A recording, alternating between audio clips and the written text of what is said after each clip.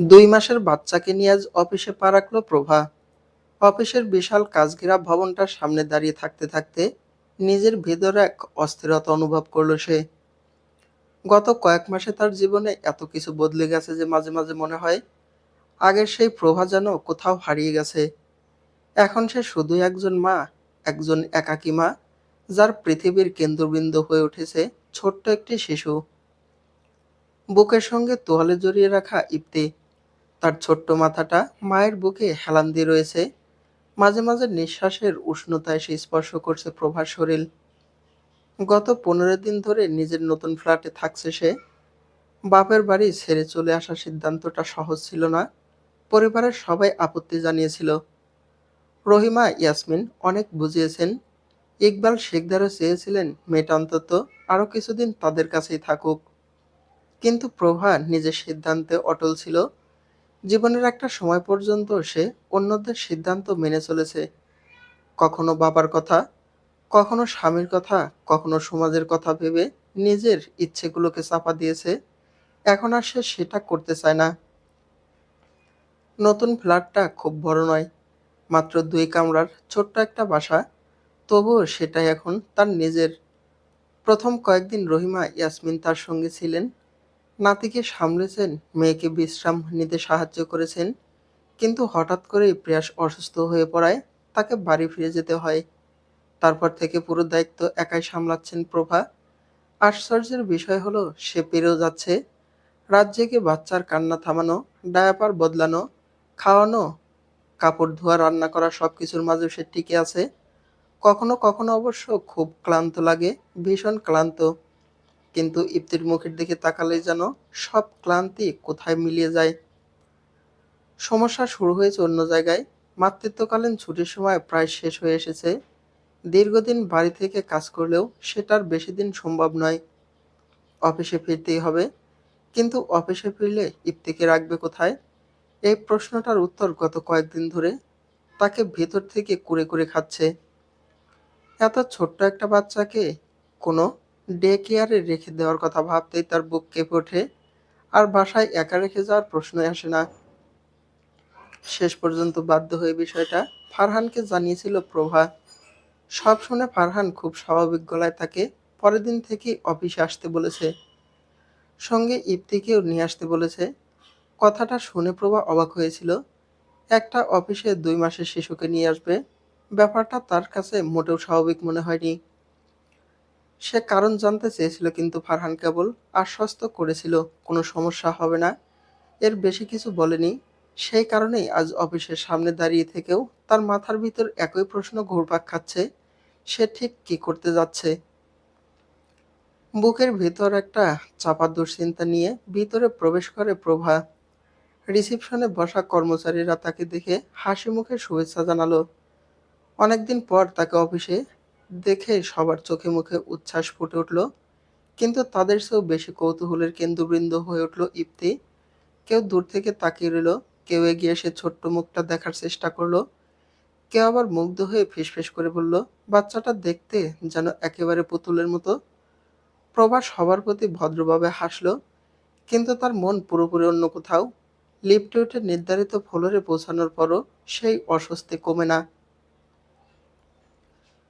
Corridor পেরিয়ে নিজের ডিপার্টমেন্টের দিকে এগোতে এগোতে প্রভা লক্ষ্য করে অনেকে বিস্মিত চোখে তার দিকে তাকাচ্ছে। অবশ্য অবাক হওয়ারই কথা। কেউ বাচ্চা নিয়ে অফিসে আসে না।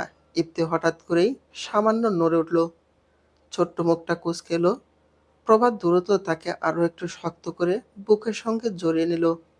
মুহূর্তের মধ্যেই শিশুটি আবার শান্ত হয়ে যায়। ইপ্তিকে কোলে নিয়ে করিডোরে দাঁড়িয়ে আছে প্রভা। অফিসে অনেকদিন পর তার ফিরে আসা নিয়েই সহকর্মীদের মধ্যে কৌতূহল ছিল। তার উপর কোলে ছোট্ট একটা বাচ্চা স্বাভাবিকভাবেই সবাইকে আরো বেশি আকৃষ্ট করেছে। কয়েকজন কলিগ কাজ ফেলে এগিয়ে এলো তার কাছে।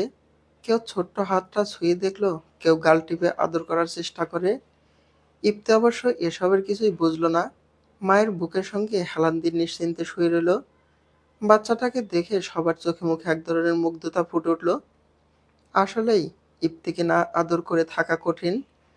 তার গোলগাল মুখ, ছোট্ট নাক আর শান্ত অভিব্যক্তি যে কাউকেই মুহূর্তেই দুর্বল করে দিতে পারে। ঠিক তখনই করিডোরের অন্য প্রান্ত থেকে ফারহানকে এগিয়ে আসতে দেখা যায়। ফারহানকে দেখা মাত্র সবাই প্রায় একসঙ্গে সরে গেল। কেউ নিজের ডেস্কে ফিরে গেল, কেউ আবার ফাইল হাতে ব্যস্ত হওয়ার ভান করে। মুহূর্তের মধ্যে আশপাশ ফাঁকা হয়ে যায়।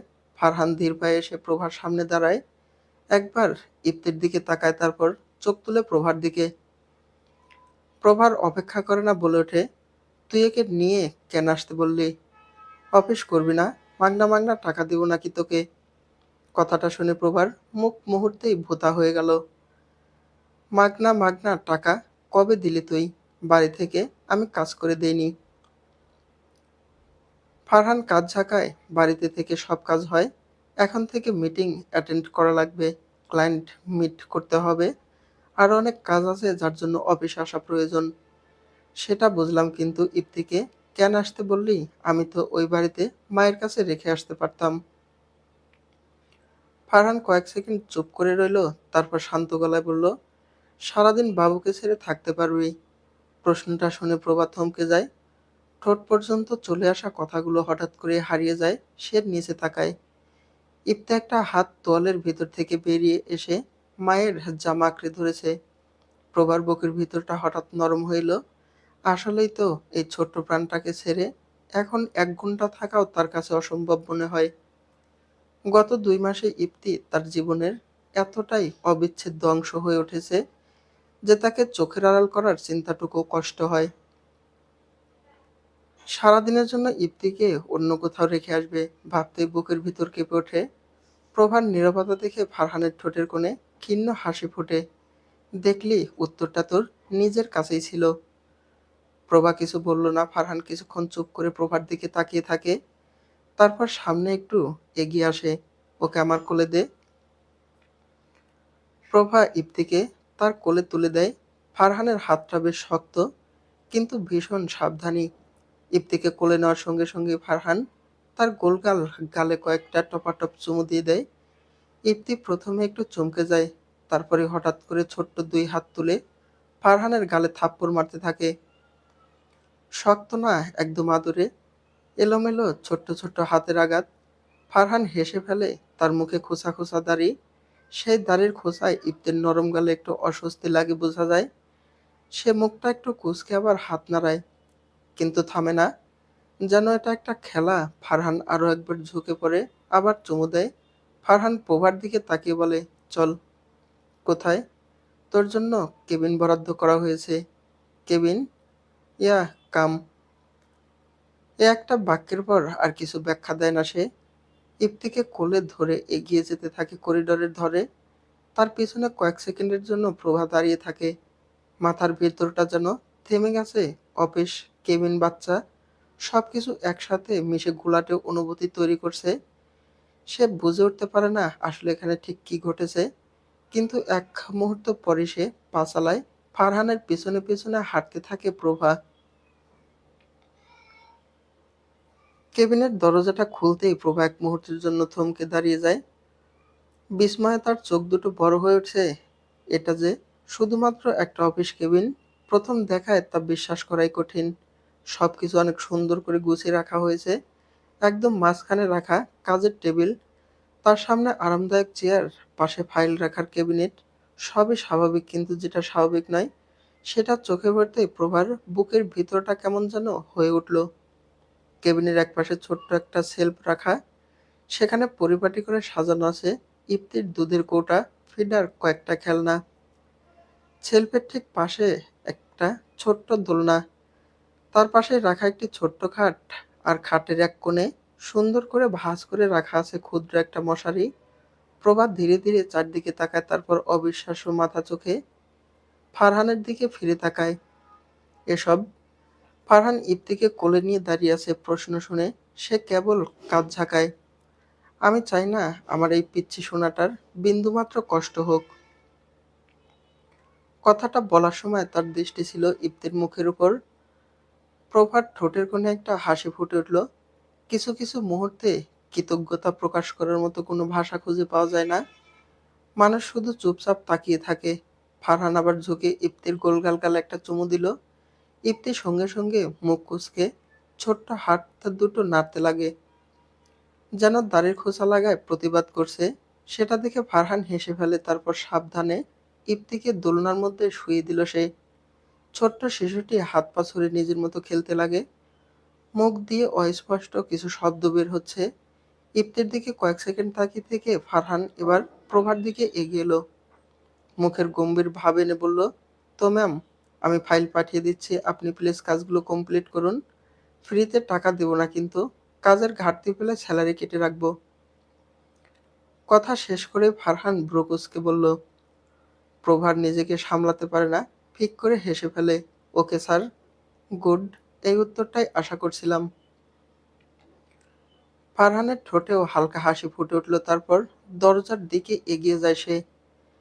দরজার হাতলে হাত রাখার পর আবার ফিরে তাকায়, বাট প্রভাব ভ্রু কুঁচকে তাকায়। ফারহান গম্ভীর মুখে বলল, আমার পিচ্ছি সোনার দেখভাল যেন ঠিকঠাক হয়, না হলে কিন্তু চাকরি নট করে দেওয়া হবে। প্রভা হাসি চাপাতে পারে না। জি স্যার, বিষয়টা মাথায় রাখবো। সন্তুষ্ট ভঙ্গিতে মাথা নেড়ে ফারহান কেবিন থেকে বের হয়ে গেল। দরজা বন্ধ হয়ে যেতেই কেবিনটা শান্ত হয়ে যায়। প্রভা কিছুক্ষণ স্থির হয়ে দাঁড়িয়ে রইল, তারপর দোলনার কাছে গিয়ে বসে। ইপ্তি তখনও নিজের ছোট্ট জগতে ব্যস্ত। মায়ের মুখ দেখতে পেয়ে হাত পারও জোরে নাড়তে লাগে। প্রভা ঝুঁকে তার কপালে আলতো করে একটা চুমু খেলো। তুমি তো দেখি অফিসেও চলে এলে পাপ্পা। ইপ্তি মুখ দিয়ে বুদবুদের মতো শব্দ করে হাসার চেষ্টা করে। প্রভার বুকটা হঠাৎ উষ্ণ হয়ে ওঠে। কয়েক মিনিট ছেলেকে আদর করার পর সে উঠে দাঁড়ায়। ঠিক তখনই একজন স্টাফ এসে কয়েকটা ফাইল টেবিলের উপর রেখে যায়। কাজ শুরু করার সময় হয়ে গেছে। প্রভা ইপ্তির হাতে একটা ছোট্ট খেলনা ধরিয়ে দেয়। দোলনার বেলটা ঠিক করে দিল যাতে সে নিরাপদে থাকে। তারপর এবার নিশ্চিত হয়ে টেবিলের দিকে এগিয়ে যায়। চেয়ারে বসে ফাইল খুলল সে। অনেকদিন পর অফিসে ফিরেছে, নতুন জীবন, নতুন দায়িত্ব, নতুন বাস্তবতা। তবে এবার একটা পার্থক্য আছে। আজ তার পৃথিবীর সবচেয়ে প্রিয় মানুষ, তার ছেলে, তার সঙ্গে আছে। ড্রয়িং রুমের পরিবেশটা বেশ শান্ত। সোফার একপাশে বসে আছে ফারিহা পারভিন, আর তার পাশে ফারিন। দুজনের হাতেই চায়ের কাপ। তবে কথার বাজে চায়ের প্রতি কারো তেমন মনোযোগ নেই। মেঝের উপর রঙিন ব্লকার খেলনার ছোট্ট রাজ্য ছাড়িয়ে বসে আছে 4 বছরের ফিফা। কখনো পুতুলের সঙ্গে কথা বলছে, কখনো আবার ব্লক দিয়ে উঁচু একটা বাড়ি বানানোর চেষ্টা করছে। মাঝে মধ্যে নিজের মনেই খিলখিল করে হেসে উঠছে। ফারিহা পারভিন চায়ের কাপে আলতো করে চুমুক দিয়ে একটা দীর্ঘশ্বাস ফেললেন। রোজ রোজ এই নিয়ে অশান্তি বাঁধছে আমার সাথে। ফারিহা পারভিনের কণ্ঠে স্পষ্ট বিরক্তি আর ক্লান্তির ছাপ। ফারিন মায়ের দিকে তাকায়। কথাটা কি নিয়ে সেটা তার অজানা নয়। সে শান্ত স্বরে বলল, আচ্ছা তুমি চিন্তা করো না, ভাইয়া আসুক, আমি কথা বলবো। ডেকে এসেছি আমি। ভালো করে বোঝা, আর এখান থেকে কোনো মেয়ে পছন্দ হয় কিনা দেখতে বল। ফারিন হালকা হাসে। ঠিক আছে, কতদিন থাকবে? ফারিন একটু ইতস্ত করে উত্তর দিল, পরশু চলে যাব আম্মু। কথাটা শুনে ফারিহা পারভিনের ভ্রু কুঁচকে যায়। পরশু চলে যাবি মানে? গতকালই তো আসলি। কি করব বলো, মামা শ্বশুর বাড়ি যাওয়া লাগবে। তোমার জামাই তো অনেক ব্যস্ত থাকে, ছুটি পেয়েছে মাত্র 2 দিনের জন্য। এই সময়ের মধ্যেই যেতে হবে। তাহলে ভুবনকে এখানে আসতে বল, 2 দিন বেরিয়ে যাবে, এখানে তো আসেই না। ফারিন মৃদু হেসে মাথা নেড়ে বলে, মামা শ্বশুর অনেকবার কল করেছে, এবার না গেলে রাগ করবে, যাওয়াই লাগবে। ফারিহা পারভিন হেলান দিলেন সোফায়। তারপর একটা দীর্ঘশ্বাস বেরিয়ে এলো তার বুকের ভিতর থেকে। মেয়েরা বড় হয়ে গেলে যে এভাবেই একসময় নিজের সংসারে ব্যস্ত হয়ে পড়ে, সেটা তিনি জানেন। তবুও মন তার সবসময় বাস্তবতা মানতে চায় না। একসময় যে ঘর সারাক্ষণ সন্তানের কোলাহলে মুখর থাকত, এখন সেখানে নেমে আসে দীর্ঘ নীরবতা। ফারিন মায়ের মুখের দিকে তাকিয়ে বুঝতে পারে তিনি কষ্ট পেয়েছেন। সে এগিয়ে এসে মায়ের হাতটা নিজের হাতে নিয়ে বলে ওঠে, এমন মুখ করে আছো কেন? আমি কি আর বিদেশ চলে যাচ্ছি, আবার আসবো? ফারিহা পারভিন মৃদু হেসে বললেন, তোদের সবাইকে একসাথে কাছে রাখতে ইচ্ছে করে। বয়স বাড়ার সাথে সাথে মানুষ বোধহয় একটু বেশি স্বার্থপর হয়ে যায়। ফারিন কিছু বলল না, শুধু মাথাটা আলতো করে মায়ের কাঁধে রেখে দিল। ঠিক তখনই মেঝেতে খেলা করতে থাকা ফিহা হঠাৎ চিৎকার করে উঠল, নানুমণি, দেখো আমি কত বড় বাড়ি বানিয়েছি। মুহূর্তে দুজনের দৃষ্টি সেদিকে চলে গেল। ফারিন পারভিনের মুখে অবশেষে সত্যিকারের একটা হাসি ফুটে উঠল। তিনি একদৃষ্টিতে ফিহার দিকে তাকিয়ে থাকে। বড়দের চিন্তা, অভিমান আর দীর্ঘশ্বাসের মাঝেও ছোটদের পৃথিবী কত সহজ, কত আনন্দে ভরা। সেই আনন্দই হয়তো মাঝে মাঝে সব দুঃখকে কিছুক্ষণের জন্য ভুলিয়ে দেয়। উপরের নিজের ঘর থেকে বেরিয়ে সিঁড়ি বেয়ে নিচে নামে ফারহান।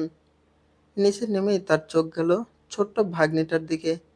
ফিহা এতটাই মনোযোগ দিয়ে খেলছিল যে মামার উপস্থিতি প্রথমে টেরি পেল না। ফারহান এগিয়ে গিয়ে তার পাশে হাঁটু গেড়ে বসে পড়ল। কি খেলছো মামা? ফিহা মুখ তুলে তাকাতেই চোখ দুটো চকচকে করে ওঠে। খেলনা দিয়ে খেলি। ফারহানের ঠোঁটে হাসি ফুটে উঠল। তোমার কি আরো খেলনা চাই? ইয়েস মামা। ওকে, আমি তোমাকে কিনে দেব। মা, আগামীকাল তোমাকে আমি নিয়ে যাব। ওকে? ফিহা সঙ্গে সঙ্গে মাথা নেড়ে সম্মতি জানায়। ওকে মামা। ফারহান ঝুঁকে পড়ে, তার গোলগাল গালে একটা চুমু দেয়। ফিহা খিলখিল করে হেসে ওঠে। আরেকবার মাথায় হাত বুলিয়ে সে উঠে দাঁড়ায়। তারপর সোফার দিকে এগিয়ে গিয়ে বসল। সোফায় বসার সঙ্গে সঙ্গেই ফারিন টেবিলের উপর রাখা কয়েকটা ছবি তার দিকে এগিয়ে দেয়। এই নাও। ফারহান অবাক হয়ে ছবিগুলো হাতে নেয়। প্রথম ছবিটা দেখে তার ভ্রু কুঁচকে যায়। দ্বিতীয় তৃতীয় ছবিতেও একই অবস্থা। সবগুলোই বিভিন্ন মেয়ের ছবি। ফারহান বিরক্তি দৃষ্টিতে বোনের দিকে তাকায়। এসব কি? মেয়ে পছন্দ করো, বিয়ে দেব তোমাকে। ফারহান ছবিগুলো টেবিলের উপর রেখে দেয়। এসব কি আজগুবি কথা? হঠাৎ করে মেয়ে পছন্দ করো মানে কি? বিয়ে করবে না তুমি? করবার একটু সময় দে। আর কত সময়? আর কতদিন পর বিয়ে করবে তুমি?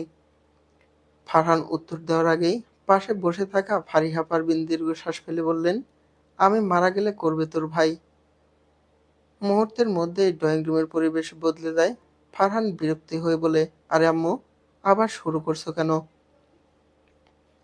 কিন্তু ফারিহা পারভিন আর কোনো কথা বললেন না। মুখ গম্ভীর করে সোফা থেকে উঠে দাঁড়ালেন। তারপর গটগট করে হাঁটতে হাঁটতে নিজের রুমের দিকে চলে গেলেন। আম্মু, ফারহান একবার ডাক দিল। কোনো উত্তর এলো না। আম্মু শোনো তো। তবুও ফারিহা পারভিন পিছনে ফিরে তাকালেন না। ফারহান অসহায় চোখে বোনের দিকে তাকায়, কিন্তু ফারিনের মুখ তখন গোমড়া। আম্মু, ভুল কিছু বলি নাই। এইটুকু বলেই ফারিনও মায়ের পিছনে হাঁটতে শুরু করে। ফারিন, ফারহান ডাক দিল। ফারিন শুনেও না শোনার ভান করে। কয়েক মুহূর্তের মধ্যে ড্রয়িং রুম প্রায় ফাঁকা হয়ে গেল। শুধু মেঝেতে বসে থাকা ফিহা নিজের খেলনার জগতে মগ্ন রইল। বড়দের অভিমান, রাগ কিংবা অশান্তির কোনো অর্থই তার কাছে নেই। ফারহান সোফায় হেলান দিয়ে বসে, এক হাত তুলে কপাল চেপে ধরে। মাঝে মধ্যে তার মনে হয় ব্যবসা সামলানো, শত মানুষের কাজের দায়িত্ব নেওয়া হয়তো সহজ, কিন্তু নিজের পরিবারের এই একটাই প্রশ্নের উত্তর দেওয়া সবচেয়ে কঠিন। বিয়ে। আমি ইয়েছি। ২.৫ বছরের নাদুস নুদুস ছোট্ট বাচ্চাটা কেবিনের দরজার ফাঁক দিয়ে আগে মাথাটা ঢুকিয়ে দিল। তারপর গোলগাল মুখটা উঁকি দিল ভিতরে। বড় বড় চোখ দুটো কৌতূহলে চকচক করছে। দরজার হাতল পর্যন্ত ঠিকমতো পৌঁছাতে পারে না সে। তবুও নিজের মতো করেই দরজাটা ঠেলে খুলে ঢুকে পড়েছে। ল্যাপটপের স্ক্রিনে চোখ রেখে কাজ করছিল ফারহান। পরিচিত কচি কণ্ঠস্বর কানে যেতেই সে মুখ তুলে তাকায়। দরজার পাশে দাঁড়িয়ে থাকা ছোট্ট মানুষটাকে দেখে তার ঠোঁটের কোণে হাসি ফুটে ওঠে। ইপ্তি, কাম বেবি। অনুমতি পাওয়ার সঙ্গে সঙ্গেই ইপ্তি খুশিতে দৌড় দেয়। কয়েক সেকেন্ডের মধ্যেই সে এসে দাঁড়ায় ফারহানের সামনে। ফারহান নিচু হয়ে তাকে কোলে তুলে নেয়, তারপর নিজের টেবিলের উপর সাবধানে বসিয়ে দেয়। ইপ্তি পা দুটো ঝুলিয়ে বসে রইল। আম্মু এসেছে? ফারহান জিজ্ঞেস করে। ইপ্তি মাথা নেড়ে বলল, এসেছে আম্মু, ওই রুমে। ফারহান হেসে ফেলে, রুম না, কেবিন। ইপ্তি কয়েক সেকেন্ড ভেবে আবার বলে ওঠে, হুম হুম, কেবিন। শব্দটা ঠিকমতো বলতে পেরে নিজেই বেশ খুশি হয়ে গেল ইপ্তি। পরক্ষণেই তার মনোযোগ চলে যায় টেবিলের উপর রাখা জিনিসপত্রের দিকে ছোট্ট হাত বাড়িয়ে ল্যাপটপের কিবোর্ডে চাপতে লাগলো। কখনো কলম তুলে নিচ্ছে, কখনো ফাইলের কোণা ধরে টানছে। ফারহান কিছু বলল না, শুধু চুপচাপ তাকিয়ে রইল। এই ছেলেটাকে দেখলে তার কাজের প্রতি মনোযোগ ধরে রাখা কঠিন হয়ে যায়। ইফতির গাল দুটো নরম আর ফুলে আছে, হাসলে গালে ছোট্ট ছোট্ট টোল পড়ে, চোখ দুটো বড় আর উজ্জ্বল। ফারহান কখনো কখনো অবাক হয়ে ভাবে, প্রভার সঙ্গে ছেলেটার চেহারার খুব একটা মিল নেই। হয়তো রাজের মতোই হয়েছে, তবুও ইফতির মধ্যে আলাদা একটা মায়া আছে, যে মায়া থেকে চোখ সরিয়ে নেওয়া কঠিন। হঠাৎ করে ফারহান ঝুঁকে এসে তার ফোলা গালে একটা চুমু দেয়। ইফতি চোখ বড় বড় করে তাকায়। হামি দিছো? ফারহান হেসে মাথা নেড়ে বলল, হুম। আমিও দিব।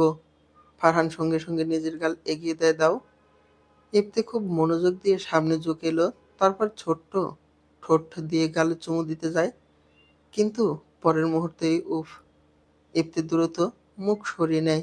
ব্যথা লাগে। দাড়ির খোঁচা লেগে ইফতির মুখ কুঁচকে গেছে। ১ সেকেন্ড স্তব্ধ থাকার পর ফারহান আর নিজেকে সামলাতে পারে না। হো হো করে হেসে উঠল সে।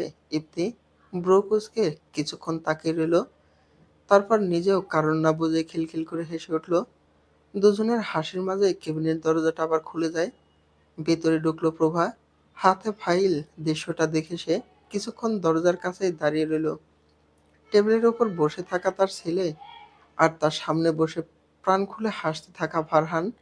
কি নিয়ে এত হাসাহাসি হচ্ছে সে জানে না, তবে দৃশ্যটা দেখে তার নিজেরও অজান্তে ঠোঁটের কোণে এক চিলতে হাসি ফুটে উঠল। রাত প্রায় ১০টা ছুঁই ছুঁই। চারপাশে নীরবতা নেমে এসেছে। বারান্দায় দাঁড়িয়ে অনেকক্ষণ বাইরে তাকিয়েছিল রাজ। মাথার ভিতর নানান চিন্তা ঘুরপাক খাচ্ছে। অবশেষে সে রুমে ফিরে এলো। রুমে ঢুকেই তার দৃষ্টি আটকে যায় অনন্যার উপর। আয়নার সামনে দাঁড়িয়ে নিজেকে শেষবারের মতো গুছিয়ে নিচ্ছে সে। কালো রঙের একটি টি শার্টের উপর ফিনফিনে কালো শার্ট, সঙ্গে কালো প্যান্ট। খোলা চুলগুলো কাঁধ ছুঁয়ে নেমে এসেছে। ধবধবে ফর্সা গায়ের রঙে কালো পোশাকটারও বেশি উজ্জ্বল হয়ে উঠেছে। কিছুক্ষণ স্থির দৃষ্টিতে তাকিয়ে রইল রাজ, তারপর ভ্রু কুঁচকে বলল, এত রাতে কোথায় যাচ্ছ তুমি? অনন্যা আয়নার ভিতর দিয়ে একবার তার দিকে তাকায়, কিন্তু কোনো উত্তর দেয় না। আবার নিজের দিকে মনোযোগ ফিরিয়ে ঠোঁটে লিপস্টিক লাগাতে শুরু করে। রাজ বলে, কিছু জিজ্ঞেস করছি তোমাকে, উত্তর দিচ্ছ না কেন? অনন্যা নির্বিকার গলায় বলল, বাইরে যাচ্ছি। বাইরে যাচ্ছ মানে? এই রাত ১০টার সময় কোনো ভদ্রবাড়ির বউ এভাবে রাতে বাইরে যায়? রাজের কণ্ঠে বিস্ময়ের সঙ্গে রাগও মিশে আছে। কথাটা শুনে অনন্যা থেমে গেল। কয়েক সেকেন্ড আয়নার দিকে তাকিয়ে রইল, তারপর ধীরে ধীরে রাজের দিকে ফিরে। তার চোখে মুখে বিরক্তির ছাপ স্পষ্ট। তো কি করব? ঘোমটা দিয়ে ঘরে বসে থাকবো। রাজ কিছু বলার আগেই অনন্যা আবার বলল, শোনো রাজ, আমার আনন্দময় জীবনে অযথা ইন্টারফেয়ার করতে আসবে না। আমি এসব একদম পছন্দ করি না। রাজ স্তব্ধ হয়ে যায়। অনন্যা ব্যাগটা হাতে তুলে নেয়, তারপর দরজার দিকে পা এগিয়ে গিয়ে আবার থামে। পেছনে ফিরে রাজের দিকে তাকায়। ফিরতে বড় হতে পারে, ফ্রেন্ডদের সঙ্গে পার্টি আছে। কথাটা বলে আর এক মুহূর্তও দাঁড়ালো না অনন্যা। দরজা খুলে বেরিয়ে যায়। পুরো রুম নিস্তব্ধ হয়ে গেল। রাজ কিছুক্ষণ দরজার দিকে তাকিয়ে দাঁড়িয়ে রইল। মনে হচ্ছে এইমাত্র ঝড়ের মতো কেউ এসে সবকিছু এলোমেলো করে দিয়ে চলে গেছে। সে বিছানার ধারে গিয়ে বসে পড়ে। ২ হাত দিয়ে নিজের চুল মুঠো করে ধরল। মাথার ভিতর অসংখ্য প্রশ্ন ঘুরপাক খেতে লাগে। কোথায় ভুল হচ্ছে? কেন তাদের সম্পর্কটা দিন দিন এত দূরে সরে যাচ্ছে? একসময় যে মানুষটার সঙ্গে ভবিষ্যতের হাজারো স্বপ্ন দেখেছিল, আজ তার সঙ্গে দুটো স্বাভাবিক কথাও বলা যায় না। রাজ মাথা নিচু করে। বুকের ভেতরটা কেমন ভারী হয়ে আছে। চোখ বন্ধ করতেই হঠাৎ করে মনে হয়ে গেল বছর কয়েক আগের একটা সন্ধ্যার কথা। তখন তার জীবনে অনন্যা আসেনি। প্রভা ছিল তার পৃথিবীর সবচেয়ে কাছের মানুষ। সংসারের ছোট ছোট মুহূর্তগুলোতেই তারা খুঁজে নিত সুখ। সেদিন সন্ধ্যায় অফিসের কাজ শেষ করে রাজ হঠাৎ করে সিদ্ধান্ত নিল বাইরে ডিনার করবে। ঘড়ির কাঁটা তখন ৬টা না ৭টা ছুঁয়েছে। সে ফোন বের করে প্রভার নম্বরে কল দেয়। ২ বার রিং হতে কল রিসিভ হলো। বলো, বাসায় কখন আসবে? আজ বাসায় আসছি না এখন। বাইরে ডিনার করব। তুমি রেডি হয়ে নাও। তোমাকেও আসতে হবে। ওপাশে কয়েক সেকেন্ড নীরবতা, কিন্তু বাসায় তো রান্না হয়েছে। হোক রান্না। একদিন না হয় রান্না থাকলো। আজ আমরা বাইরে খাবো। আচ্ছা তাহলে কখন আসবে? আমি আসছি। ড্রাইভারকে ঠিকানা বলে দিচ্ছি, সে তোমাকে দিয়ে আসবে। তুমি আসবে না নিতে? না, তুমি চলে এসো। ড্রাইভার তো থাকবেই। না, আমি যাব না। রাজ অবাক হয়ে যায়। কেন? রাতে একা বের হওয়া মেয়ে মানুষের ভালো দেখায় না। একা কোথায়? ড্রাইভার তো থাকবে। তবুও আমি তো বাড়ির বউ। তুমি এসে নিয়ে গেলে যাব। প্রভার গলায় জেদ ছিল, তবে সেই জেদের মধ্যেও ছিল মিষ্টি এক আবদার। রাজ হেসে ফেলে। আচ্ছা তাহলে ব্যাপার এই। কোন ব্যাপার? আমি নিজে গিয়ে নিয়ে আসলে নিশ্চয়ই কিছু মিছু একটা পাবো। কথাটা বলেই রাজ হেসে ওঠে। ওপাশে সঙ্গে সঙ্গে নীরবতা, তারপর খুব আস্তে প্রভার লাজুক কণ্ঠ ভেসে আসে। ধ্যাত, কি যে বলো! রাজ স্পষ্ট বুঝতে পেরেছিল মেয়েটার লজ্জায় লাল হয়ে গেছে। তাহলে আসছি কিছু মিছু নিতে। উফ, চুপ করো, এখন রাখি। রেডি হতে হবে। কথা শেষ করে প্রভা দ্রুত কল কেটে দিয়েছিল। সেদিন অনেকক্ষণ ফোনের স্ক্রিনের দিকে তাকিয়ে হেসেছিল রাজ। প্রভার এই ছোট ছোট আবদারগুলো তার ভীষণ ভালো লাগতো। মেয়েটা কখনো নিজেকে আলাদা করে কিছু দাবি করেনি, শুধু চাইতো রাজ তার পাশে থাকুক। স্মৃতিটা মনে পড়তেই রাজের ঠোঁটের কোণে ক্ষীণ একটা হাসি ফুটে ওঠে। কিন্তু সেই হাসি বেশিক্ষণ টিকলো না। ধীরে ধীরে হাসিটা মিলিয়ে যায়। আজ হঠাৎ করে এত বছর আগের সেই দিনের কথা মনে পড়লো কেন? হয়তো কারণ প্রভা কখনো রাজ ছাড়া রাতে একা কোথাও যেতে চাইতো না। আর আজ, আজ তার অনন্যা নিজেই জানিয়ে গেল ভোরে ফিরতে পারে। দুই সময়ের ব্যবধানটা যেন হঠাৎ করেই খুব স্পর্শ হয়ে উঠল রাজের কাছে। সে দীর্ঘশ্বাস ফেলে।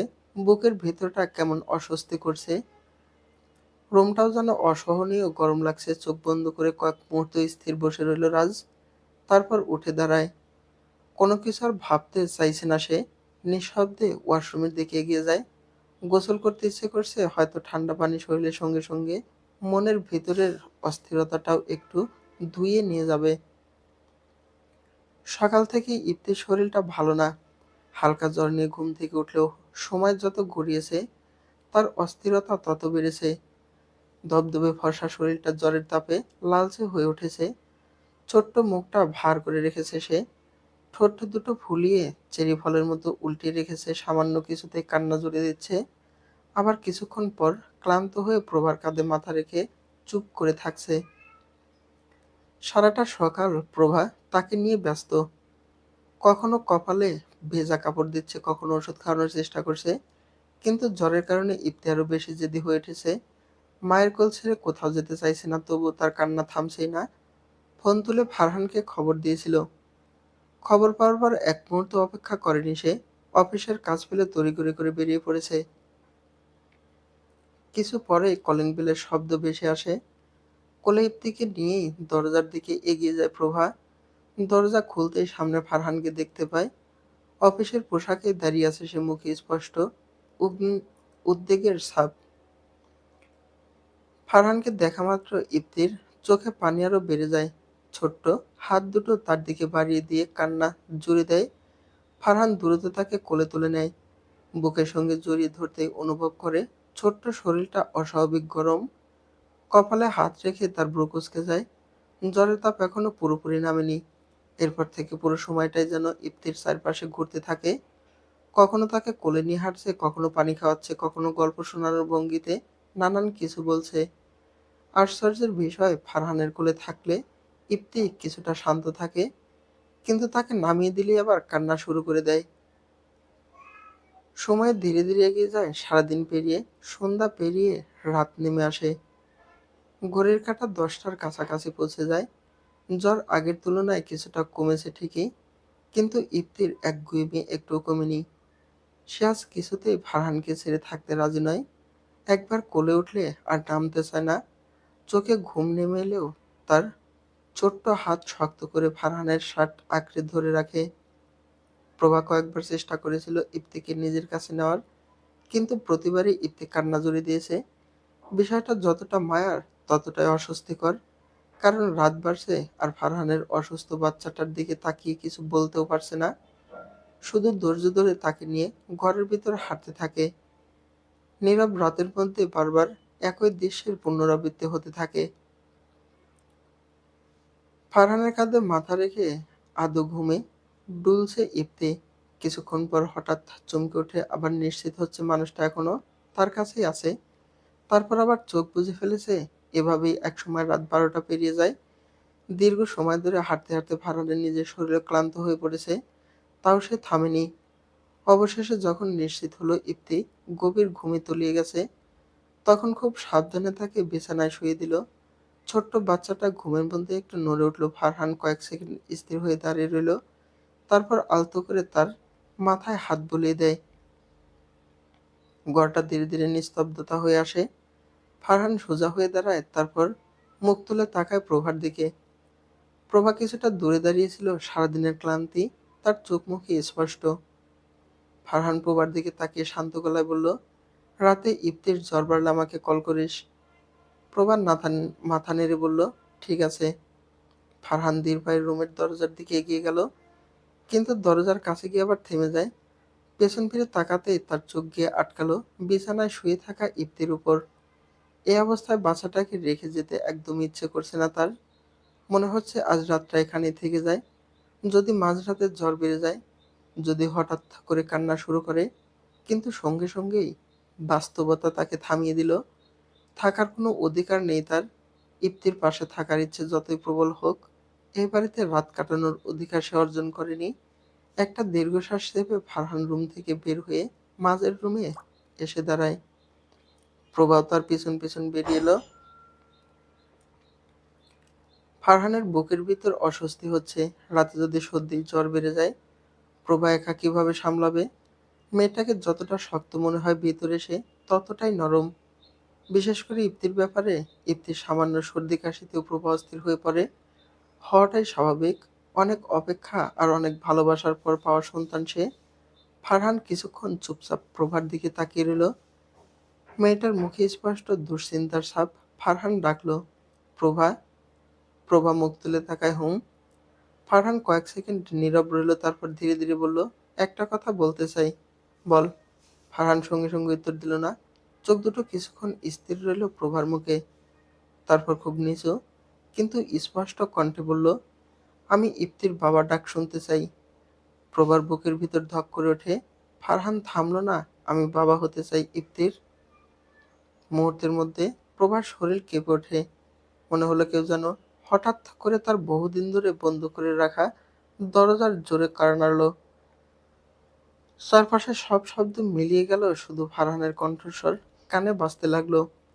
ফারহান এক পায়ে এগিয়ে এলো। তার চোখে কোনো দ্বিধা নেই, কোনো আবেগের মুহূর্তের দুর্বলতাও নেই, শুধু একটা সত্যতা। সে ধীরে ধীরে বলল, আমাকে বিয়ে করবি তুই। প্রবার নিঃশ্বাস যেন এক মুহূর্তের জন্য থেমে যায়। চোখ দুটো আপনা আপনি বন্ধ হয়ে এলো। আবার বিয়ে, আবার একটা সম্পর্ক, আবার সংসার, এই শব্দগুলোই যেন তার ভিতরের ঝড় তুলে দিল। সেই কারণেই হয়তো আজও নতুন করে কোনো সম্পর্কের কথা ভাবলেই তার বুকের ভিতর ভয় জমে ওঠে। ফারহান কিছুক্ষণ অপেক্ষা করলো, কিন্তু কোনো উত্তর এলো না। প্রভাত চোখ বন্ধ করে দাঁড়িয়ে রইল। তখন ফারহান মৃদু স্বরে বলল, আমি তোর উত্তরের অপেক্ষা করব। আর কিছু বলল না সে, উত্তর চাইল না, চাপ দিল না, শুধু কথাটা বলে দরজার দিকে হাঁটতে শুরু করে। বেরিয়ে যায়। সবকিছু আবার নিস্তব্ধ হয়ে গেল। অনেকক্ষণ পর প্রভাত চোখ খুলল, ঘর ফাঁকা। ফারহান চলে গেছে, কিন্তু তার বলা কথাগুলো যেন এখনো বাতাসে ভেসে বেড়াচ্ছে। আমি ইপ্তির বাবা ডাক শুনতে চাই। আমাকে বিয়ে করবি তুই। প্রভার বুকের ভিতর অস্থিরতা ছড়িয়ে পড়ল। সে স্থির দৃষ্টিতে বন্ধ দরজার দিকে তাকিয়ে রইল। ফারহান চলে গেছে, কিন্তু যাওয়ার আগে তার মনে এমন এক প্রশ্ন রেখে গেছে, যার উত্তর হয়তো প্রভা নিজেও জানে না। রাজকে কবে ছাড়বে তুমি? কাট কাট গলায় প্রশ্নটা ছুড়ে দিল জিসান। তার চোখে মুখে স্পষ্ট বিরক্তি, দীর্ঘদিন ধরে জমে থাকা অস্থিরতা আর চাপা রাগ একসঙ্গে বেরিয়ে আসতে চাইছে। অনন্যা এলোমেলো হয়ে যাওয়া শার্টটা ঠিক করতে করতে একবার তাকায় জিসানের দিকে, তারপর ঠোঁটের কোণে হালকা হাসি টেনে বলে, খুব তাড়াতাড়ি। কথাটা যেন জিসানের রাগ আরো বাড়িয়ে দিল। সে কয়েক পা এগিয়ে এসে অনন্যার গাল চেপে ধরে। দ্রুত, গত ৩ বছরের বেশি সহ্য করেছি এসব। আর না। অনন্যা আস্তে করে তার হাত সরিয়ে দেয়। শান্ত হও। তীরে এসে তরি ডুবতে দেব না আমি। অলরেডি কয়েক কোটি টাকা আমি অ্যাকাউন্টে ট্রান্সফার করে ফেলেছি। আরো কিছু টাকা ট্রান্সফার করলেই আমি তোমার কাছে পাকাপাকিভাবে চলে আসব। আর কয়েকটা দিন সহ্য করো যান। জিসান কোনো উত্তর দেয় না। রাগী পায়ে হেঁটে গিয়ে জানালার পাশে দাঁড়ায় সে। মাঝরাত প্রায় পেরিয়ে গেছে। বাইরে অন্ধকারে শহরটা ডুবে আছে। আকাশে চাঁদ নেই। তারাও যেন লুকিয়ে পড়েছে কোথাও। জিসানের জল শক্ত হয়ে আছে। অনন্যা ধীরে তার কাছে এগিয়ে গেল, পেছন থেকে তাকে জড়িয়ে ধরলো। জিসানের উন্মুক্ত শরীরে শুধু একটা থ্রি কোয়ার্টার প্যান্ট পরা। অনন্যার কোমল হাত জিসানের উন্মুক্ত বুক জুড়ে বিচরণ করতে থাকে। মাথাটা রাখলো জিসানের পুরুষালী পিঠে। কয়েক মুহূর্ত কেউ কোনো কথা বলল না। জিসানের শরীরের টান টান ভাবটা অনন্যার চোখ এড়ায় না। সে নরম স্বরে বলে ওঠে, শেষ পর্যায়ে এসে এত রাগ করলে হবে না জান। এই সম্পূর্ণ প্ল্যান কিন্তু তোমারই ছিল। রাজের জীবনে প্রবেশ করা, তার বিশ্বাস অর্জন করা, তার সংসার ভাঙা, তার সবকিছু নিজের মুঠোর মধ্যে নিয়ে আসা। সবকিছুর পরিকল্পনা তোমার। এখন এসে এত অধৈর্য হলে কি করে হবে? কথাগুলো শুনে জিসানের মুখ আরো কঠিন হয়ে উঠল। সে ঘুরে দাঁড়ায়, এক ঝটকায় অনন্যার চুলের মুঠে আঁকড়ে ধরে তাকে নিজের দিকে টেনে আনে। আকস্মিক টানে অনন্যার মুখ বিকৃত হয়ে উঠল ব্যথায়। তাও সে কোনো প্রতিবাদ করল না, শুধু স্থির দৃষ্টিতে তাকিয়ে রইল জিসানের চোখের দিকে। জিসানের চোখ দুটো রাগে জ্বলছে। চল শক্ত করে সে বলল, হ্যাঁ আমি চাই ওর ধ্বংস হয়ে যাক। আমি চাই সবকিছু হারিয়ে ফেলুক, শেষ হয়ে যাক রাজ রহমান। ওর জন্য আমার ব্যবসা একসময় মাটিতে মিশে গিয়েছিল। আমি নিঃস্ব হয়ে গিয়েছিলাম। মানুষ আমাকে করুণা করত। সেই অপমান আমি কোনোদিন ভুলিনি। আমি চাই রাজও সেই কষ্টটা অনুভব করুক। শুধু টাকা হারানো নয়, আমি চাই তার পুরো জীবনটা এলোমেলো হয়ে যাক। সবকিছু হারানোর যন্ত্রণা ও তিলে তিলে বুঝুক। শেষ হয়ে যাক রাজ। ওর জন্য আমাদের এতটাই খারাপ অবস্থা হয়ে গিয়েছিল ব্যবসায়, যেটা আমার আব্বু মেনে নিতে না পেরে হার্ট অ্যাটাকে মারা যান। ওকে আমি শেষ করে যেতে দেখতে চাই। অনন্যা শান্ত স্বরে জিজ্ঞেস করলো, তাহলে এত অধৈর্য হচ্ছ কেন? জেসান কয়েক সেকেন্ড তার দিকে তাকিয়ে রইল, তারপর ধীরে ধীরে হাত ছেড়ে দেয়। এক পা পিছিয়ে গিয়ে জানালার দিকে মুখ ফেরায় সে। কারণ একটা জিনিস আমি সহ্য করতে পারি না। কি জিনিস? জিসানের কণ্ঠে এবার ঈর্ষা আর তিক্ততা মিশে যায়। আমার প্রেমিকা প্রতিদিন অন্য একজনের সঙ্গে জীবন কাটাচ্ছে, রোজ রাতে তার চাহিদা মেটাচ্ছে। এই সত্যটা আমি মানতে পারি না। অনন্যা কিছুক্ষণ চুপ করে দাঁড়িয়ে থাকে, তারপর ঠোঁটের কোণে হাসি ফুটে ওঠে। সে ধীর পায়ে জিসানার কাছে এগিয়ে এলো। আর কয়েকটা দিন যান, শুধু কয়েকটা দিন, তারপর সবকিছু বদলে যাবে। রাজের জীবনও, আমাদের জীবনও। জিসান কোনো উত্তর দেয় না। জানালার কাছে নিজের প্রতিচ্ছবির দিকে তাকিয়ে রইল সে। গম্ভীর গলায় বলল, তাও সহ্য করতে পারি না আমি, কিছুতেই না। অনন্যা বুঝতে পারছে জিসানের ভিতরের অস্থিরতা এখনো একটু কমেনি। রাগ, ঈর্ষা আর প্রতিশোধের আগুন তাকে ভিতর থেকে গ্রাস করে ফেলেছে। সেই আগুনকে শান্ত করতেই সে জিসানের কাছে এগিয়ে গেল। একটা হালকা ধাক্কা দিয়ে তাকে বিছানায় কিনারায় বসিয়ে দেয়। জিসানের কোমরের দুই পাশ দিয়ে পা দিয়ে জিসানের কোলে বসে অনন্যা আঙ্গুলের ডগা দিয়ে জিসানের বুকে অন্যমনস্কভাবে নকশা আঁকতে আঁকতে মৃদু স্বরে বলল, একটু সহ্য করো প্লিজ। আর কটা দিন মাত্র, তারপর রাজসহ রাজকুমারী তোমার। আর যার উপর তোমার এত রাগ, সে থাকবে মাটিতে। কথাগুলো বলার সময় অনন্যার কণ্ঠে ছিল আশ্বাসের সুর। সে জিসানকে মনে করে দিতে চাইছে এতদিনের পরিকল্পনা প্রায় সফলতার দ্বারপ্রান্তে পৌঁছে গেছে। কিন্তু জিসানের মুখের কঠোরতা বিন্দুমাত্র কমে না। সে মুখ ফিরিয়ে অন্যদিকে তাকিয়ে রইল। চোখের দৃষ্টিতে স্পষ্ট বিরক্তি আর অস্থিরতা। অনন্যা কিছুক্ষণ তার দিকে তাকিয়ে রইল, তারপর আলতো করে তার চিবুক ছুঁয়ে মুখটা নিজের দিকে ফিরিয়ে আনলো। জিসান অনিশা সত্ত্বেও তার দিকে তাকায়। দুইজনের চোখ কয়েক মুহূর্তের জন্য একে অপরের মধ্যে আটকে রইল। অনন্যা জিসানের ঠোঁটে খুব গাঢ় করে উষ্ণ স্পর্শ করে এঁকে দেয়। পর মুহূর্তে জিসানের সংযম যেন ভেঙে যায়। তার ভিতরে জমে থাকা আবেগ বিস্ফোরিত হয়ে যায়। সে অনন্যাকে শক্ত করে নিজের কাছে টেনে নেয়, তাকে এক প্রকার আছড়ে ফেলে বিছানায়। জিসান অনন্যার গলায় মুখ ডুবিয়ে দেয়, দাঁতের চাপ পড়ে সেখানে। অনন্যা ব্যথা পেলেও সবটা সহ্য করে নেয়। জিসান মাথা ঠান্ডা করা তার একমাত্র লক্ষ্য, তাই জিসানের চুল আঁকড়ে ধরে নিজের দিকে মিশিয়ে নেয় অনন্যা। অনন্যা মুহূর্তের জন্য ব্যথা অনুভব করলেও কোনো অভিযোগ করে না, বরং সে বুঝতে পারে জিসানের রাগের আড়ালে লুকিয়ে আছে গভীর অসহায়ত্ব। প্রতিশোধের নেশা তাকে যতটা কঠিন করেছে, অপেক্ষা তাকে ততটাই দুর্বল করে তুলেছে। অবশ্য তারা দুইজনই অপেক্ষা করছে সেই দিনের জন্য, যেদিন তাদের বহুদিনের পরিকল্পনার শেষ অধ্যায় শুরু হবে। আর সেই অধ্যায়ের পরিণতি যে কতটা ভয়াবহ হতে পারে তা হয়তোবা তারা নিজেরাও এখনো কল্পনা করতে পারেনি। ফজরের আজানের ধ্বনি ভেসে আসছে চারদিক থেকে। ভোরের আবছা আলো জানালার পর্দা পেরিয়ে ঘরের ভিতর ছড়িয়ে পড়ছে, কিন্তু সেই শান্ত ভোরে হঠাৎ করে কান্নার শব্দে ঘুম ভেঙে প্রভার। চোখ খুলতেই দেখে পাশে শুয়ে থাকা ইপ্তি ঠোঁট ফুলিয়ে কাঁদছে। ছোট্ট মুখটা লাল হয়ে গেছে। প্রভাত দ্রুত উঠে বসে ছেলেকে কোলে তুলে নেয়। কি হয়েছে পাপা? ইপ্তি ফোঁপাতে ফোঁপাতে বলল, ফারহান আঙ্কেলের কাছে যাব। প্রভার বুকের ভিতরটা কেমন মোচড় দিয়ে ওঠে। সে নরম গলায় বলে, ফারহান আঙ্কেল চলে আসবে পাপা, ঘুম থেকে উঠেই চলে আসবে। ইপ্তি সঙ্গে সঙ্গে মাথা নেড়ে দেয়, না, আমি এক্ষুনি যাব, বলে আবার কান্না শুরু করে দিল। প্রভাত দীর্ঘশ্বাস ফেলে। জ্বর আগের চেয়ে অনেকটাই কমেছে, তবুও ছোট্ট শরীরটা এখনো হালকা গরম ভাব রয়ে গেছে। অসুস্থতার কারণে এমনিতেই বাচ্চাটা বেশি বিরক্ত হয়ে আছে। তার উপর গতকাল সারাদিন ফারহানের কোলে কোলে কাটিয়েছে। আজ সকালে ঘুম ভাঙতেই তার প্রথমে যার কথা মনে পড়েছে সে ফারহান। ইপ্তিকে বুকের সঙ্গে জড়িয়ে ধরে বসে রইল প্রভা। তার নিজের শরীর ক্লান্তিতে ভেঙে পড়েছে। গত রাতটা প্রায় নির্ঘুম কেটেছে। একদিকে ইপ্তির জ্বর, অন্যদিকে ফারহানের বলা কথাগুলো বারবার কানের কাছে ফিরে আসছে, যেন কেউ মনের ভিতরের অবিরাম প্রতিধ্বনি তুলে যাচ্ছে।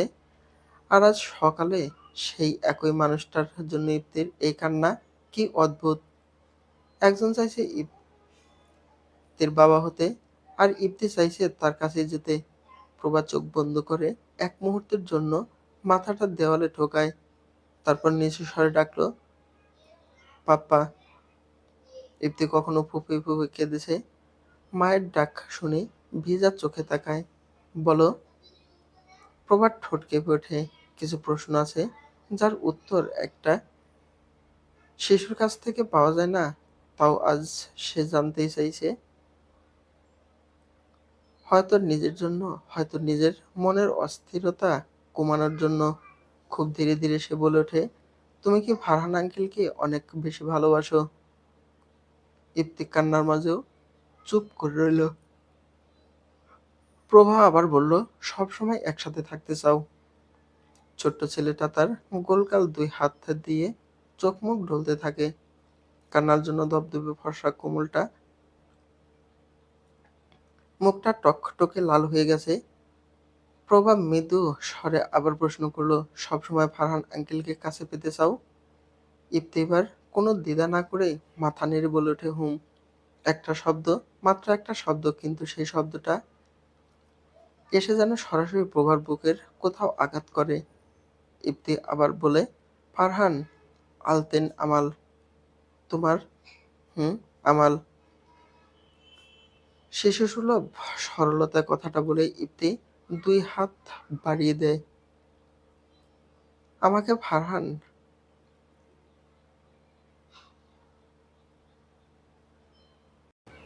আমাকে ফারহান আঙ্কেলের কাছে নিয়ে চলো। প্রভা কিছুক্ষণ ছেলের মুখের দিকে তাকিয়ে রইল। এই ছোট্ট মানুষটা এখনো পৃথিবীর জটিল সম্পর্ক বোঝে না। সে জানে না বাবা কাকে বলে, জানে না রক্তের সম্পর্ক কি, জানে না সমাজ কিভাবে বিচার করে। সে শুধু বোঝে কে তাকে আদর করে, কে তাকে বুকে জড়িয়ে রাখে, কে তার কান্না থামায়। তার ছোট্ট পৃথিবীতে ফারহানের জন্য আলাদা একটা জায়গা তৈরি হয়ে গেছে। প্রভার বুকের ভিতরটা হঠাৎ করেই ভারী হয়ে ওঠে। অজান্তেই তার মনে পড়ে গেল গত রাতে সেই গম্ভীর স্থির কণ্ঠস্বর। আমি ইপ্তির বাবা ডাক শুনতে চাই। প্রভা চোখ নামিয়ে ফেলে। কোলের মধ্যে বসে থাকা ইপ্তি আবারও ফুঁপে উঠেছে। আমার ফারহান আঙ্কেলের কাছে যাব। বাইরে তখন ভোরের আলো আরো একটু উজ্জ্বল হয়েছে। আর প্রভার মনে আরো গভীর কোনো প্রশ্নের জন্ম হচ্ছে। যদি কোনো একদিন সত্যি ইপ্তি বাবা বলে ডাকে, তাহলে কি সেই ডাকটা শুধু ফারহানের জন্যই হবে? আমি ছলছল ফারহান আঙ্কেলকে কাছে পেতে চাই। ইপ্তির ছোট্ট কণ্ঠে কথাটা বের হতে প্রভার ঠোঁটে হালকা হাসি ফুটে ওঠে। সে ছেলেটার মাথায় আলতো করে হাত বুলিয়ে দেয়, তারপর চোখ তুলে ঘড়ির দিকে তাকায়। 6টা 45। এই সময় সাধারণত পুরো পৃথিবীটা একটু থেমে থাকে, কিন্তু আজ কেন জানি প্রভার ভিতরে অদ্ভুত অস্থিরতা নড়ে ওঠে। ঠিক তখনই কলিং বেলের শব্দ। প্রভা ভ্রু কুঁচকে ফেলে। এই ভোরে কে আসবে? ইপ্তির অসুস্থতার কথা তো কাউকে বলা হয়নি। সে এক মুহূর্ত চুপ করে দাঁড়িয়ে থাকে। আবার বেল বাজে। এবার আর দেরি না করে ইপ্তিকে কোলে করে ধরে সে দরজার দিকে এগিয়ে যায়। দরজার সামনে এসে দাঁড়ায় প্রভা। গভীর শ্বাস নিয়ে দরজা খুলে দেয়। দরজা খুলতেই সে স্থির হয়ে দাঁড়ায়। ফারহান দরজার ওপাশে দাঁড়িয়ে আছে। ফারহান, তার গায়ে হালকা অ্যাশ রঙের ট্রাউজার, সঙ্গে olive green normal T shirt. চুলগুলোই এলোমেলো, চোখ দুটো লালচে, ক্লান্ত। এক মুহূর্তের জন্য পুরো পরিবেশ থমকে যায়। ইপ্তি তাকে দেখেই ঠোঁট উল্টে কান্না শুরু করে দেয়। ফারহান এক সেকেন্ডও দেরি করে না। দরজার ভিতর ঢুকে সরাসরি ইপ্তিকে নিজের কোলে তুলে নেয়। ছোট্ট শরীরটা শক্ত করে জড়িয়ে ধরে তার কপালে হাত রাখে। তারপর খুব মনোযোগ দিয়ে জ্বর চেক করে, হালকা আছে। মনে মনে একটা স্বস্তির নিঃশ্বাস ফেলে সে। তারপর ধীরে ধীরে ইপ্তির পিঠে হাত বুলিয়ে দেয়। ইপ্তি নাক টেনে টেনে ফারহানের ঘাড়ে মুখ গুজে দেয়, যেন এতক্ষণ জমে থাকা সব কষ্ট এক মুহূর্তে শেষ হয়ে গেছে। প্রভাত দরজার কাছে দাঁড়িয়ে থাকে, চোখে বিস্ময় আর তার ভিতরে এক অস্থিরতা। সে আস্তে করে বলে ওঠে, তুই এত সকালে? ফারহান ইপ্তিকে কোলে রেখেই ভিতরের দিকে পা বাড়ায়। সে উত্তর দেয়, সারা রাত ঘুম হয়নি ইপ্তির টেনশনে। ভোরের দিকে চোখ লেগে এসেছিল, কিন্তু বসে থাকতে পারছিলাম না, তাই চলে এলাম। এই কথাটা বলেই ফারহান সোজা ভিতরের রুমে চলে যায়। আর প্রভা, সে এখনো দরজার পাশে দাঁড়িয়ে হেলান দিয়ে চুপচাপ। বাইরের ভোরটা ধীরে ধীরে আরো আলোয় ভরে উঠছে। রুমের ভিতর থেকে ভেসে আসা হাসির শব্দে এক মুহূর্তের জন্য থমকে দাঁড়ায় প্রভা। দরজার হাতলটা ধীর করে ছেড়ে সে ভিতরে ঢুকে পড়ে। ঘরের ভিতরের দৃশ্যটা উষ্ণতায় ভরা। বিছানার হেডবোর্ডে হেলান দিয়ে বসে আছে ফারহান। তার পেটের উপর বসে আছে ইপ্তি। দুইজনের হাসিতে পুরো ঘর জীবন্ত হয়ে উঠেছে। ফারহান কখনো মুখ বাঁকিয়ে ভয়ঙ্কর মুখ বানাচ্ছে, কখনো আবার চোখ বড় করে অবাক হওয়ার ভান করছে। আর প্রতিবারই ইপ্তির খিলখিল হাসি আরো বেড়ে যাচ্ছে। প্রভাত দরজার পাশে দাঁড়িয়ে পড়ে। তার চোখ সরছে না ওদের উপর থেকে। এই দৃশ্যটা তার কাছে অচেনা না, তবু আজ কেন যেন ভিতরটা অন্যরকম ভারী লাগছে। ইপ্তি হঠাৎ ফারহানের বুকের উপর ঝুঁকে পড়ে। ছোট্ট দুই হাত দিয়ে শক্ত করে জড়িয়ে ধরে তার গলা। তুমি চলে গেছো কেন? আর যাবা না? আমি তোমার কাছে থাকবো। ফারহান এক মুহূর্তের জন্য থমকে যায়। তারপর খুব আস্তে, খুব সাবধানে ইপ্তির মাথায় হাত বুলিয়ে দেয়। আর যাব না সোনা। ফারহান বলে ওঠে নিচু স্বরে। ইপ্তি আবার উঠে বসে তার পেটের উপর। আমি সব সময় তোমার সাথে থাকবো, বুঝছো? ফারহানের মুখে হালকা হাসি ফুটে ওঠে। সে নিচু হয়ে ইপ্তির ছোট্ট পায়ের পাতায় আলতো করে চুমু দেয়। ঠিক আছে আমার সোনা বাবা। এ কথাটা শোনা মাত্রই ইপ্তি আবার খিলখিল করে হেসে ওঠে। মুহূর্তেই আবার শুরু হয় তাদের খুনসুটি। কখনো ধরাধরি, কখনো ভান করা রাগ, কখনো আবার নিছক আদরের খেলা। হাসির শব্দে ঘরটা ভরে যায়, দেওয়ালগুলো যেন সেই হাসির শুষে নিচ্ছে। আর দরজার পাশে দাঁড়িয়ে থাকা প্রভার শব্দ, তার বুকের ভিতরে কোনো ঝড় নেই, শুধু এক ধরনের স্থির গম্ভীর উপলব্ধি। সে বুঝতে পারে ফারহান এখানে শুধু তার বন্ধু না, সে এখন ইপ্তির পৃথিবীর একটা অংশ হয়ে গেছে। এমন এক অংশ যেটা সরিয়ে ফেললে শিশুটার পুরো পৃথিবীটাই কেঁপে উঠবে। প্রভাত ধীরে ধীরে চোখ নামিয়ে নেয়। তার ঠোঁট কাঁপে না, চোখ ভেজে না, তবুও ভিতরে কোথাও একটা অদৃশ্য সিদ্ধান্ত জন্ম নেয়। সে খুব ভালো করেই বুঝে যায় তার জীবনে ফারহানের জায়গা হয়তো জটিল, অনিশ্চিত, কিন্তু তার ছেলের জীবনে ফারহান এখন প্রয়োজনের চেয়েও বেশি কিছু। ভোর ৭টা ৩০ মিনিট। ড্রয়িং রুমের বড় সোফাটায় হেলান দিয়ে বসে আছে রাজ, মাথাটা পিছনে ঠেলানো, চোখ দুটো বন্ধ। সকালের নামাজ শেষ করে নিজের রুম থেকে বেরিয়ে এলেন মারফুয়া বেগম। ড্রয়িং রুমে এসে ছেলেকে এমন অবস্থায় বসে থাকতে দেখে তিনি থমকে গেলেন। রাজকে তিনি বহুবার চিন্তিত দেখেছেন, রাগ করতে দেখেছেন, হাসতে দেখেছেন, কিন্তু এভাবে ভোরবেলা নিঃশব্দে বসে থাকতে খুব কমই দেখেছেন। ধীরে এগিয়ে এসে তিনি রাজের পাশে বসেন। পাশে কারো উপস্থিতি টের পেয়ে রাজ চোখ তুলে তাকায়। ছেলের চোখ দুটো দেখে মারফুয়া বেগমের বুক ধক করে ওঠে, চোখ লাল হয়ে আছে, ক্লান্ত, অবসন্ন মনে হচ্ছে সারা রাত এক ফোঁটাও ঘুম হয়নি। তিনি নরম গলায় বললেন, কি হয়েছে বাবা তোর? এমন করে বসে আছিস কেন? রাজ একবার মায়ের দিকে তাকিয়ে আবার চোখ নামিয়ে নেয়, তারপর হাত দিয়ে মুখটা ডলে নেয়। কিছু হয়নি আম্মু। কিছু তো হয়েছে, আমাকে বল। রাজ ঠোঁট কামড়ে কিছুক্ষণ চুপ করে রইল। কি বলবে সে? যে তার নিজের সংসারটাই ধীরে ধীরে হাতের মুঠো থেকে বেরিয়ে যাচ্ছে, যে তার স্ত্রী গতকাল রাতে বেরিয়ে গেছে আর এখনো ফেরেনি। নাকি বলবে এত বছর পর আজও কিছু স্মৃতি তাকে তাড়া করে বেড়ায়। কিছু কথা মানুষ চাইলেও বলতে পারে না। রাজ ধীরে ধীরে বলল, কিছু হয়নি, আমি রুমে যাচ্ছি। রাজ উঠে দাঁড়ায়, 2 পা এগিয়ে গেছে, এমন সময় পিছন থেকে মারফুয়া বেগম মেয়ের কণ্ঠ ভেসে এলো, অনন্যা কোথায়? মুহূর্তেই রাজের পা থেমে যায়, তার কাঁধ দুটো শক্ত হয়ে ওঠে। কয়েক সেকেন্ড নিস্তব্ধতা, কিন্তু সে পিছনে ফিরে তাকায় না, শুধু স্থির গলায় বলল, জানি না। মারফুয়া বেগমের ভ্রু কুঁচকে যায়। মারফুয়া বেগম বিস্মিত চোখে ছেলের দিকে তাকিয়ে রইলেন। তিনি বললেন, জানি না মানে? রাজ এক মুহূর্ত চোখ বন্ধ করে দাঁড়িয়ে রইল, তারপর গভীর শ্বাস নিয়ে বলল, রাত থেকে বাড়ির বাহিরে।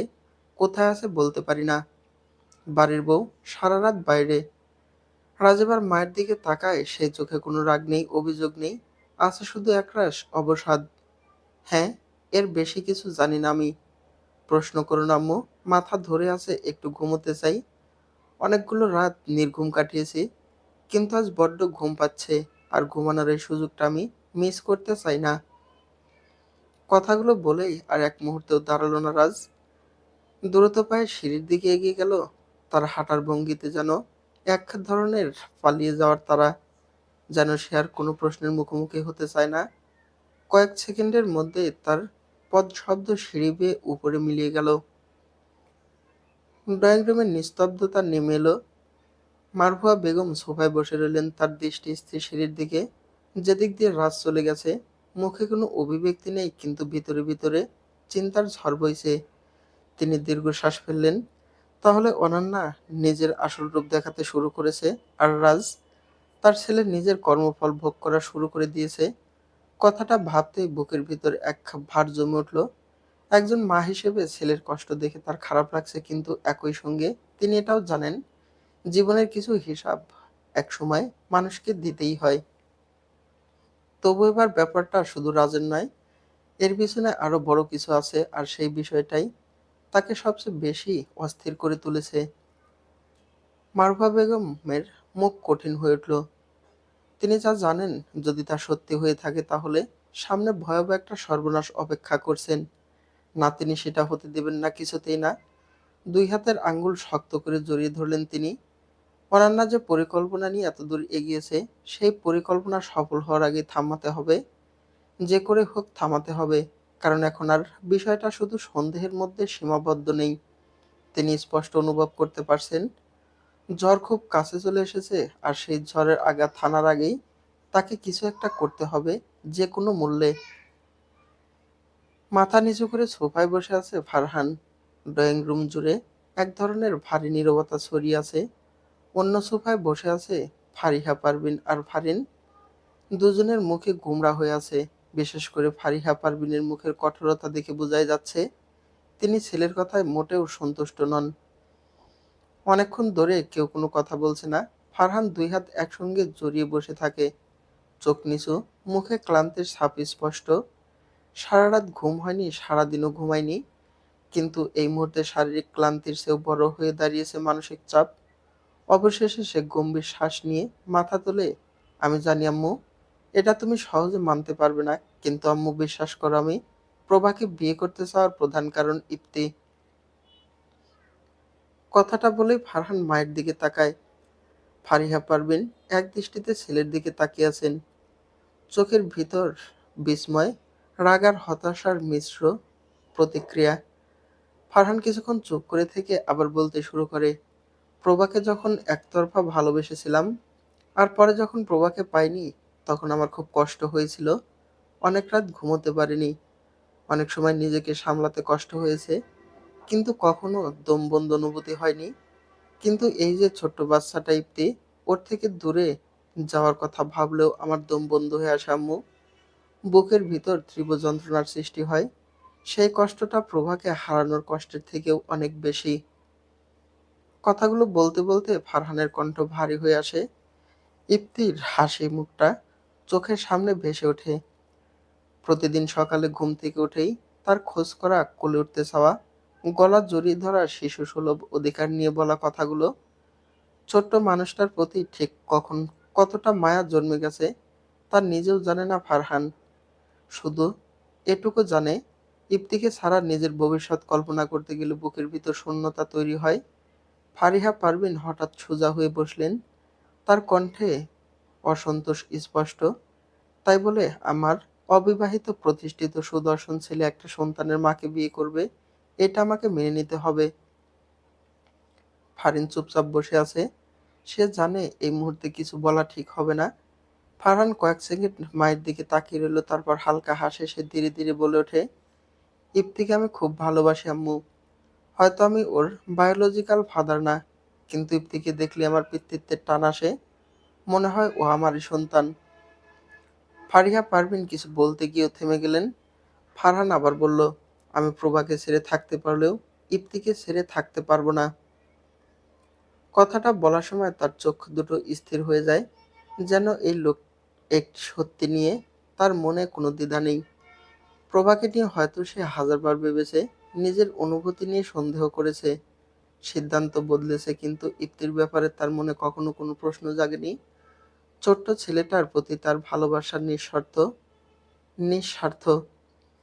আর ঠিক সেই কারণেই আজ সে নিজের সিদ্ধান্ত থেকে এক চুলো সরে আসতে রাজি নয়।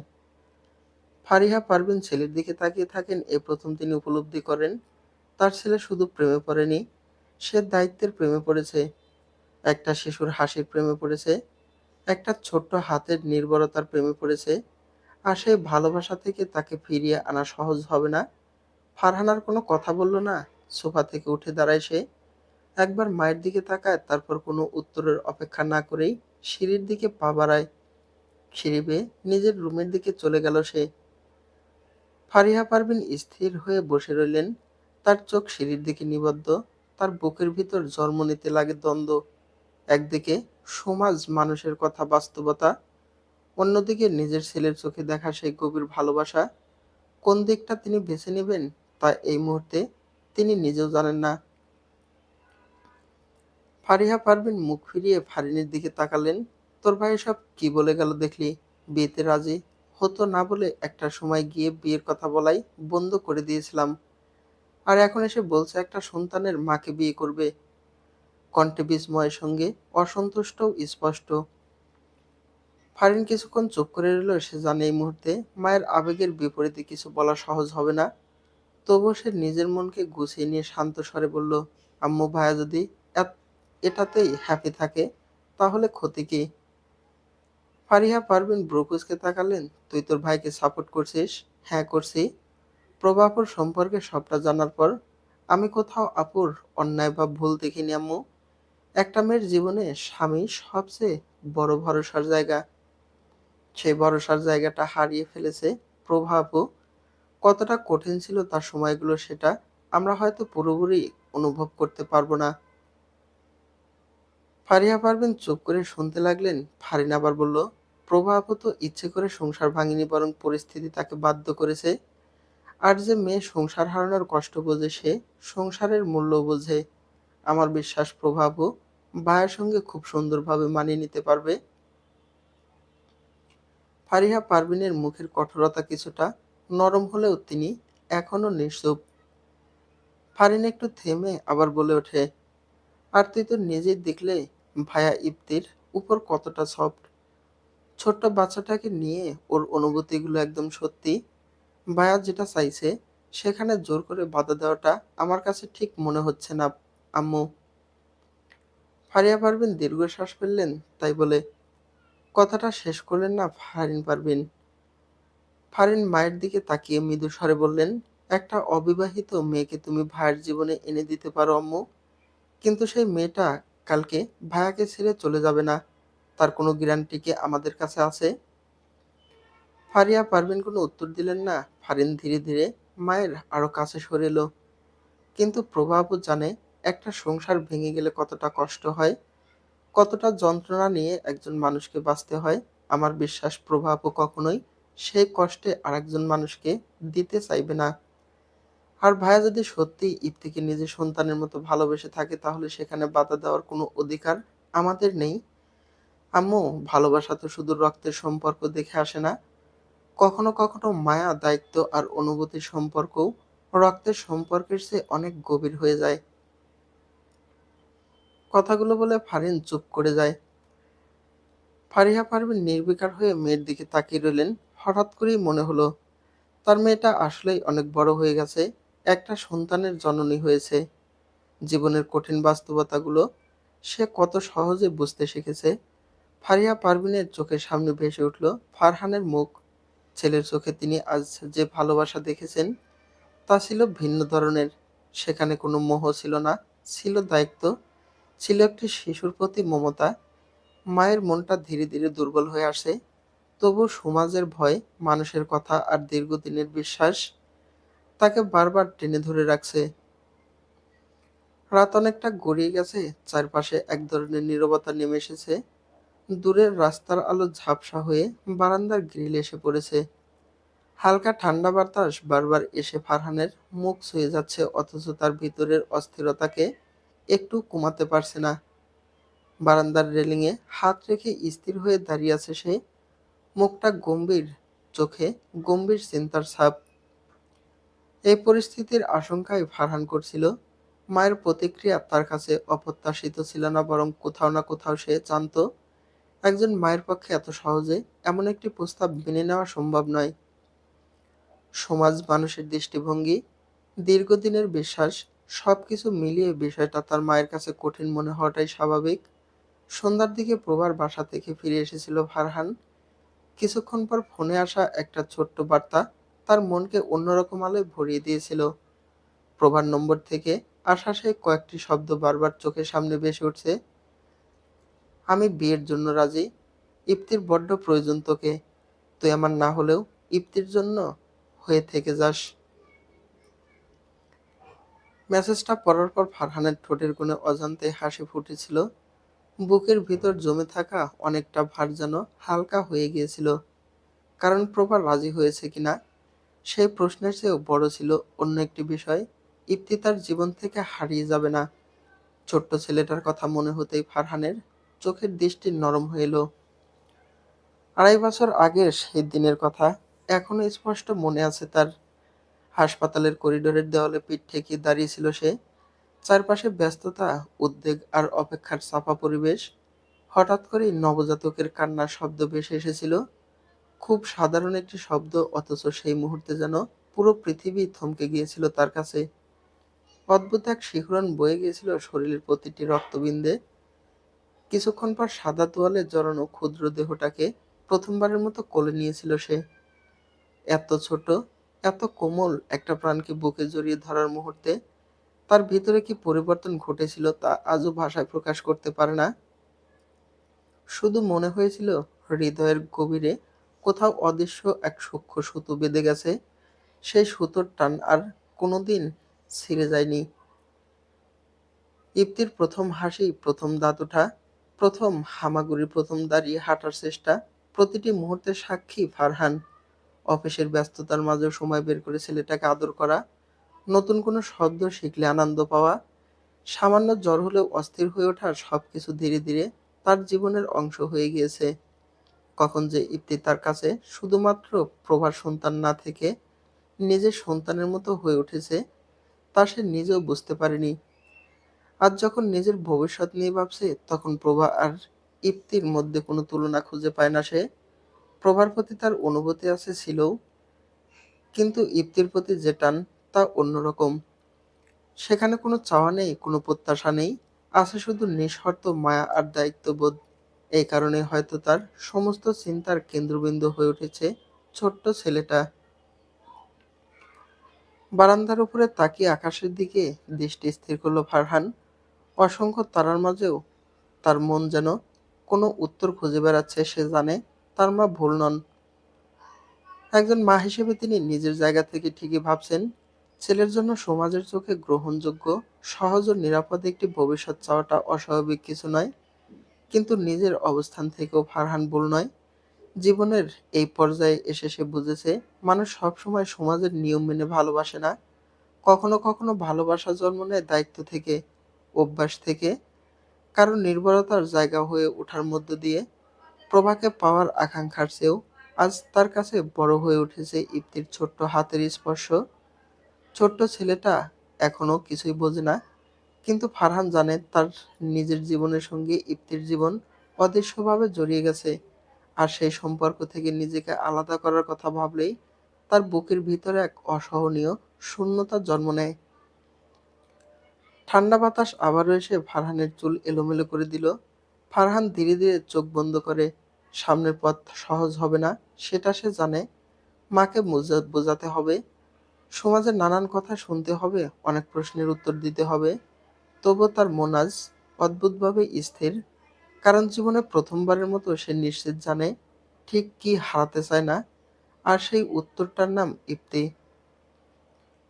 সকালের আলো চারদিকে ঝলমল করছে, আকাশের রোদের তেজ এখনো তেমন বাড়েনি।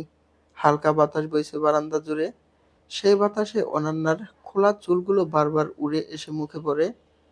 বারান্দার রেলিংয়ে হেলান দিয়ে দাঁড়িয়ে আছে সে, হাতে মোবাইল ফোন। কারো সঙ্গে বেশ মনোযোগ দিয়ে কথা বলছে। তার কণ্ঠস্বর নিচু। হ্যাঁ, সব ঠিক আছে। ওপাশ থেকে কিছু একটা বলতেই অনন্যার ঠোঁটের কোণে হালকা হাসি ফুটে উঠল। না, এখন না, পরে কথা বলবো। ঠিক তখনই পিছনে কারো উপস্থিতি টের পায় অনন্যা। ঘাড় ঘুরিয়ে তাকাতে দেখতে পেল রাজকে। কয়েক সেকেন্ডের জন্য তার মুখের অভিব্যক্তি বদলে গেলেও মুহূর্তে নিজেকে সামলে নেয়। রাখছি, পরে কথা হবে। কথাটা বলেই কল কেটে দিল অনন্যা। মোবাইলটা নামিয়ে স্বাভাবিক ভঙ্গিতে দাঁড়িয়ে রইল। রাজ ধীর পায়ে এগিয়ে এলো। তার চোখ দুটো কেমন যেন ক্লান্ত দেখাচ্ছে।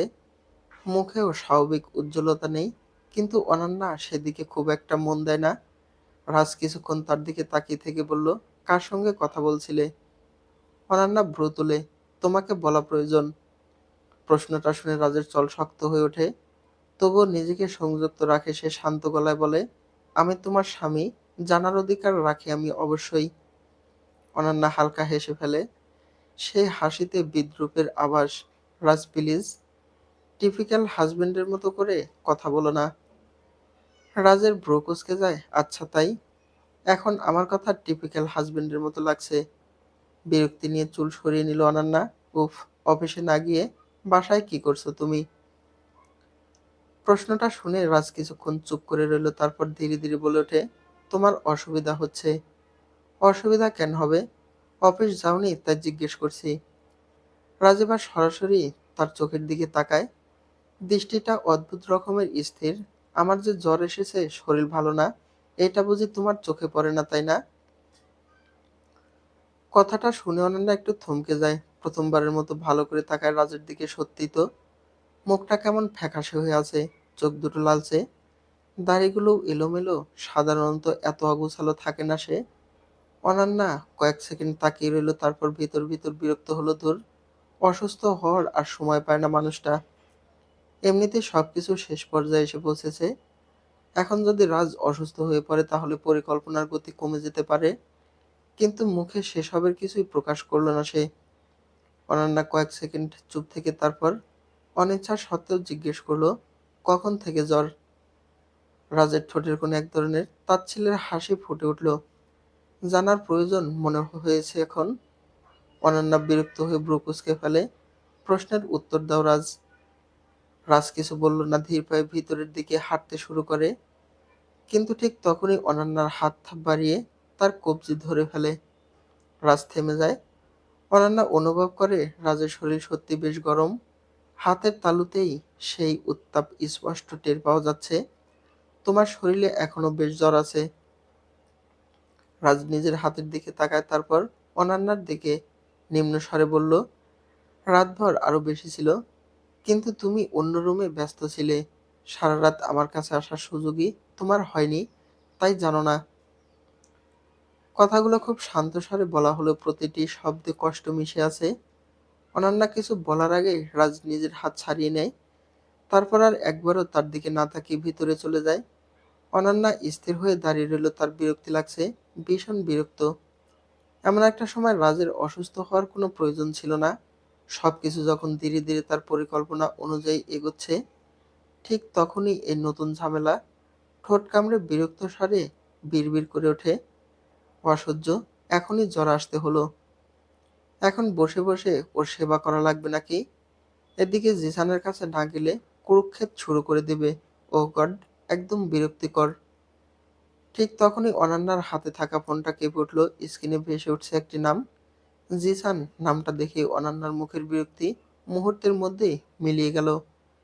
দ্রুত নিজেকে স্বাভাবিক করে নেয় সে, ঠোঁটে হালকা হাসি এনে কল রিসিভ করে। সন্ধ্যা নেমে এসেছে। পশ্চিম আকাশের শেষ আলোটুকু ধীরে ধীরে মিশে গেছে অন্ধকারের ভিতর। নিজের রুমের বিছানার উপর সোজা হয়ে বসে আছেন মারফুয়া বেগম।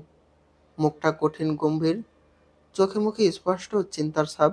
বেডসাইড টেবিলের উপর রাখা মোবাইল ফোনটা হাতে তুলে নিলেন তিনি। কয়েক সেকেন্ড স্ক্রিনের দিকে তাকিয়ে থেকে একটা নম্বরে কল করলেন। রিং হতে লাগে। কিছুক্ষণ পর ওপাশ থেকে কল রিসিভ হলো। মারফুয়া বেগম কোনো ভূমিকা না করে গম্ভীর স্বরে বললেন, কাজটা কি ঠিকমতো হচ্ছে? ওপাশ থেকে কিছু একটা বলা হলো। মারফুয়া বেগম মনোযোগ দিয়ে শুনলেন, তারপর ঠোঁট শক্ত করে বললেন, 24 ঘন্টার নজর রাখবে, কোনোভাবেই যেন চোখের আড়াল না হয়। আবারও ওপাশ থেকে উত্তর এলো। মারুফা বেগম এবার উঠে দাঁড়ালেন, জানালার সামনে গিয়ে দাঁড়িয়ে বাইরের অন্ধকারের দিকে তাকালেন। পরের সাক্ষাতের দিনটাই হবে ওদের জীবনের সবচেয়ে বড় ট্র্যাজেডি। আমি সবকিছু প্রস্তুত করে রেখেছি, শুধু হাতে নাতে ধরা পড়া অপেক্ষা। একবার রাজের সামনে সত্যিটা প্রকাশ পেয়ে যাক, তারপর আর কাউকে ছাড়বো না।